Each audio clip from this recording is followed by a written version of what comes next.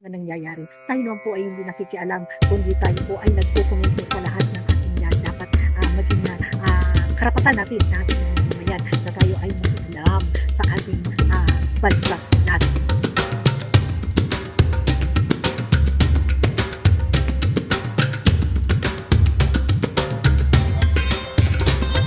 Hello aking mga kapatid dyan, aking mga ka-empay. Kamusta ko muli dito muli si Mother Eileen. At pag nandito po ako sa politics, ang aking pangalan ay M.I. lamang. So tayo po ngayon sa politics, no?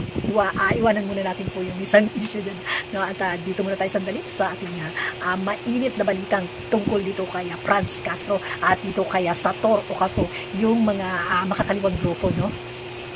Na nahatulan ng guilty dahil nga dito sa mga pagkidnap dito sa mga batang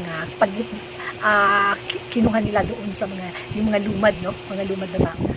Kinuha nila at gustong rekrutin at ito nga ay napatunayan ng husgado at sila nga ay guilty. At ito nga ating tatalakayin dito dahil ito nga si Luminous Trexie ay nagsalita tungkol dito sa sila ay mahihirapan kung sila ay mag-aapila pa kasi hindi pa po talaga ito final decision na sila nga ay talagang convicted, kundi na nahatulan lamang po ito ng guilty, no? At sila po ay pwede pang mag-apila sa higher court, no?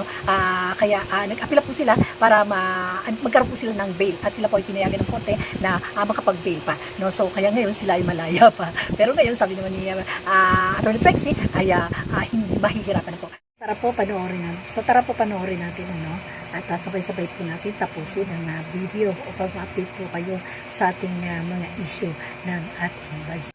Mahihirapang makalabas ng kulungan lalo't pinalang desisyon at nahatulang itong guilty sa kasong lumabag siya sa karapatang pangtao.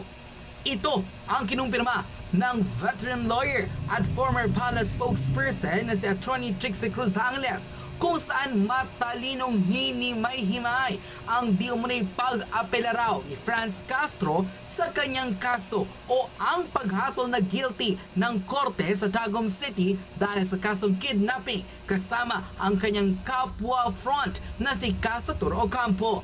Sa nasabing video, pinanindigan kasi ng ACT Teacher Party List representative na hindi raw tama ang naging hatos sa kanila ng RTC sa Tagum, lalo't hindi raw naman talaga nila ginawa ang di umunay pangingidnap sa mga katutubong lumad kahit na ayon sa kanila ang edukasyon.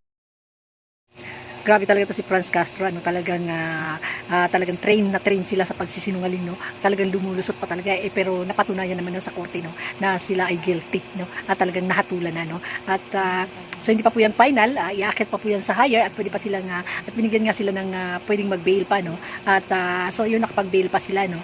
So ngayon pero ayon sa hayag ng hukuman, talagang guilty sila, no? So kung sila ay mag-aapila pa, mahihirapan sila. So hanggang dito na lang muna po ang aking reaction video, no? So nakita niyo naman, no? At dapat tayong laging nakatutok din sa ating issue ng ating bansa. Bakit? Kasi bansa po natin ito, atin po ito, kasi mamanahin po ito ng mga ating mga kaapu-apuhan, no? At dahil kapag hindi po natin binantayan ang ating bayan, sino pa po ang magbabantay? Tayo pong mga mamamayan ng ating bansa. Mahalin po natin ang ating bansa sapagkat yan po ay may mamanahin nga ng ating mga anak, mga apo, mga lahat ng salinlahi pa, no? Kaya dapat tayo ay mayroong pakialam sa ating sosyedad, sa mga nangyayari. Tayo naman po ay hindi nakikialam, kundi tayo po ay nagkukomento sa lahat ng ating dapat maging karapatan natin na ating mga mamamayan na tayo ay makialam sa ating bansang nating kinabibilan. So hanggang dito lang po ating mga Mother Eileen.